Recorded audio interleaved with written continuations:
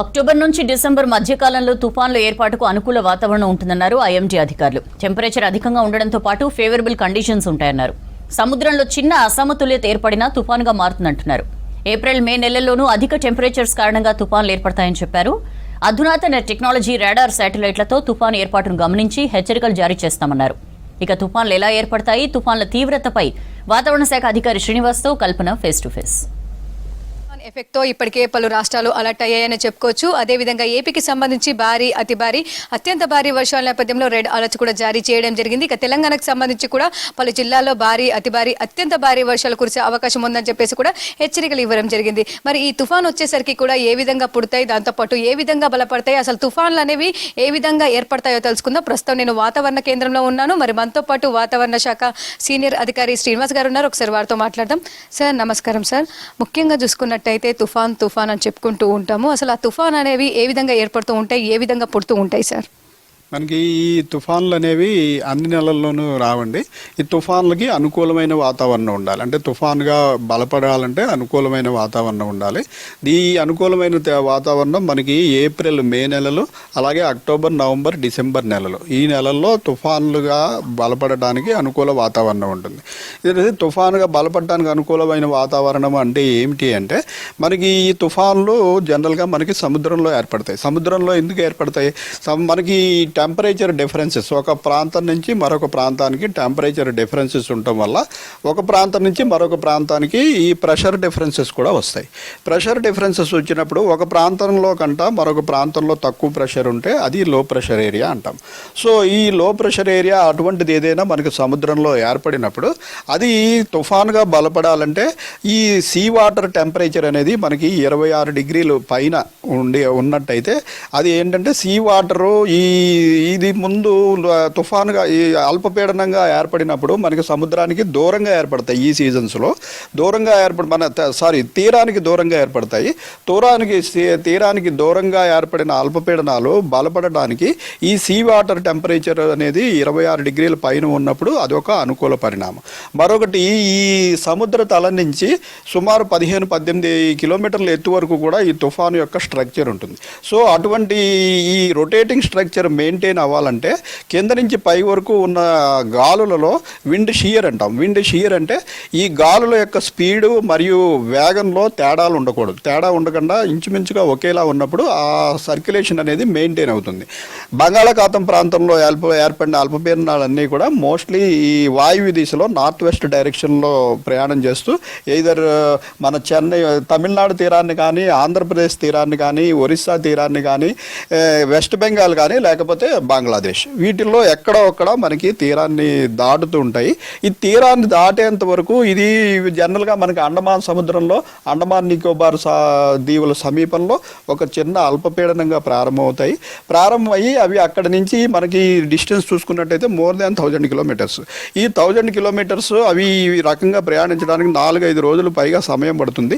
ఈ 4-5 రోజుల సమయంలో అవి ఏంటంటే సముద్రం నుంచి మరింత శక్తి తీసుకుని తీవ్రమైన తుఫాన్లుగా, అతి తీవ్రమైన తుఫాన్లుగా బలపడి తర్వాత తీరాన్ని దాటుతుంటాయి.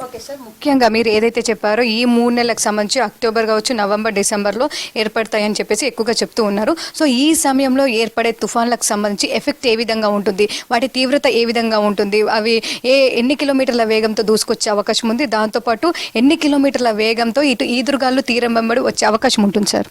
మనకి ఈ తుఫాన్లు మనం ఇప్పుడు ఏప్రిల్ మే నెల అనుకున్నాము, అలాగే అక్టోబర్ నవంబర్ డిసెంబర్ అనుకున్నాము. అయితే ఏప్రిల్ మే నెలలో ఏర్పడిన తుఫాన్లు చాలా బలంగా ఉంటాయి. ఎందుకంటే అప్పుడు సీ వాటర్ టెంపరేచరు బాగా ఎక్కువ ఉంటుంది. సో మనకి మరింత శక్తి లభిస్తుంది వాటికి. ఇప్పుడు ముఖ్యంగా అక్టోబర్ నెలలో ఏర్పడిన తుఫాన్లు కూడా ఒక మాదిరి స్థాయి వరకు, అంటే ఇప్పుడు తీవ్ర తుఫాను స్థాయికి, మరి సూపర్ సైక్లోన్ స్థాయికి పోవు. వేరేజ్ ఏప్రిల్ నెలాఖరు మేలో ఏర్పడిన తుఫాన్లు సూపర్ సైక్లోన్ స్థాయి వరకు కూడా వెళ్ళిపోవడానికి, ఎందుకంటే సీ వాటర్ టెంపరేచర్ చాలా అనుకూలంగా ఉంటుంది, ఇవి వెళ్తాయి. అక్టోబర్ నెలలో కూడా ఒకప్పుడు ఏమవుతుందంటే మనకి తుఫానుగా బలపడి తీరానికి దగ్గరగా వచ్చినాక ఈ తీరాల్లో దగ్గర ఉన్న టెంపరేచర్లు కనుక అనుకూలంగా లేకపోతే తీరాన్ని దాటేలోగా మనం అటువంటి సంఘటనలు కూడా పలుసార్లు చూసాం. అది సముద్రంలోనే వీకెన్ అయిపోయి ఓన్లీ లో ప్రెషర్గా హిట్ చేయడం అనేది జరుగుతుంది. అయితే ఇప్పుడు ప్రస్తుతం మనకి ఈ తుఫానుకి అయితే మనకి సముద్ర టెంపరేచర్లు కూడా అనుకూలంగానే ఉన్నట్టు తెలుస్తుంది. సో ఇది తీవ్ర తీవ్ర తుఫాన్గానే మనకి దాటే అవకాశం ఉంది. సో నవంబర్ నెలల్లో కొంత మళ్ళీ టెంపరేచర్లు తగ్గిపోతాయి కాబట్టి అప్పుడు తుఫాన్లు మరీ అంత తీవ్రంగా ఉండవు. అక్టోబర్ నెలలో కూడా పర్వాలేదు, ఒక మాదిరి స్థాయి వరకు తీవ్రత ఉంటుంది.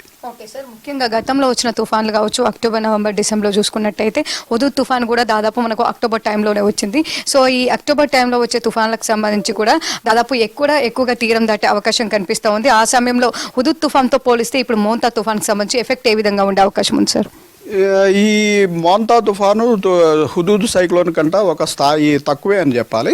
హుదూద్ సైక్లోన్లో మనకి విండ్ స్పీడ్స్ అనేవి 160 నుంచి 200 కిలోమీటర్ల వరకు కూడా చేరుకున్నాయి. సో ఈ మోంతా తుఫాన్ అనేది మనకి మీడియం కింద చెప్పుకోవాలంటే తుఫాన్గా మారిన తర్వాత తీవ్ర తుఫాన్గా మారింది. ఇది అతి తీవ్ర తుఫాన్గా మారలేదు, అది అతి తీవ్ర తుఫాన్గా తీరాన్ని తాకడం జరిగింది. అది పూర్తిగా సిటీ ప్రాంతంలో తాకడం వల్ల మనకి మ్యాక్సిమం డిస్ట్రక్షన్ అయింది. కానీ ఇప్పుడు ఇటీవల వచ్చిన మన డెవలప్మెంట్స్ వల్ల ఏంటంటే మనకి తుఫాన్ల వల్ల ప్రాణ నష్టం అనేది ఆల్మోస్ట్ నిల్లుకు చేరుకుంది. ఎందుకంటే మనం 5-6 రోజుల ముందే మనం ప్రిడిక్షన్ ఇవ్వగలుగుతున్నాం కాబట్టి ఈ లో లేయింగ్ ఏరియాస్లో ప్రజలను ఖాళీ చేయడం, ఇటువంటి కార్యక్రమాలు చేయడానికి రాష్ట్ర ప్రభుత్వాలకి అలాగే ఈ డిజాస్టర్ మేనేజ్మెంట్ అథారిటీస్కి తగిన సమయం దొరుకుతుంది.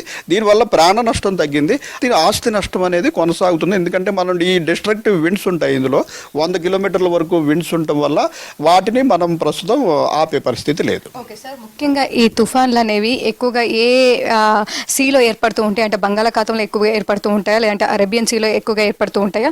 సో ఈ రెండు సముద్రంలో ఎక్కువగా ఏ ప్రాంతంలో ఏర్పడుతూ ఉంటాయి సార్? ఎక్కువగా బంగాళాఖాతంలో మనకి మన భారతదేశం పరిస్థితి చూసుకున్నట్టయితే ఎక్కువగా బంగాళాఖాతంలోనే మనకి ఎక్కువ ఏర్పడతాయి. ఈ తీవ్రత కూడా ఇక్కడే ఎక్కువ ఉంటుంది. ఎందుకంటే ఈ బంగాళాఖాతం అనేది మనకి ఇంచుమించు 3 వైపులా ల్యాండ్ లాక్డ్ ఉంది. సో ఇక్కడ ఏంటంటే ఇది ఓపెన్ సీ, ఇది అరేబియన్ సముద్రము. ప్లస్ ఈ అరేబియన్ సముద్రంలో ఏర్పడిన తుఫాన్లు కూడా తక్కువే, ఈ బంగాళాఖాతంలో ఏర్పడిన తుఫాన్లు కూడా ఎక్కువ ఉంటాయి. తీవ్రత కూడా బంగాళాఖాతంలో ఎక్కువ ఉంటుంది. ఇవి మోస్ట్గా అందుకని మన ఈస్ట్ కోస్ట్ ఆఫ్ ఇండియా తూర్పు తీరం మనకి పూర్తిగా తుఫాన్లకి ప్రోన్ ఏరియా అన్నమాట. చూస్తూ ఉండగా తుఫాన్లకు సంబంధించి కూడా మనకు చాలా వరకు అయితే ఇటు అక్టోబర్ నవంబర్ డిసెంబర్తో పాటు ఏప్రిల్ దాంతోపాటు మే సమయంలో ఎక్కువగా తుఫాన్లు వచ్చే అవకాశం ఉందని చెప్పేసి ఇటు అధికారులు కూడా చెప్తూ ఉన్నారు. ఇక ఏదైతే ఈ సమయంలో అక్టోబర్ నవంబర్ డిసెంబర్ సమయంలో చిన్న డిస్టర్బెన్స్ ఏర్పడినా కూడా దాని తీవ్రత అధికంగా ఉంటుందని చెప్పేసి అల్పపీడనం, దాంతోపాటు వాయుగుండం, దాంతోపాటు తీవ్ర వాయుగుండంతో పాటు తీవ్ర తుఫాన్గా కూడా మారే అవకాశం ఉందని చెప్పేసి హెచ్చరికలు జారీ చేస్తూ ఉన్నారు. ఏప్రిల్ మేతో పాటు ఇటు అక్టోబర్ నవంబర్ డిసెంబర్ సమయంలో ఎక్కువగా తుఫాన్లు వచ్చే అవకాశం ఉందని చెప్తున్న సిచ్యువేషన్స్ ఉన్నాయి. ఇవి వేదిక సంబంధించిన అప్డేట్స్. కెమెరా పర్సన్ అశోక్తో కల్పన, V6 న్యూస్, హైదరాబాద్.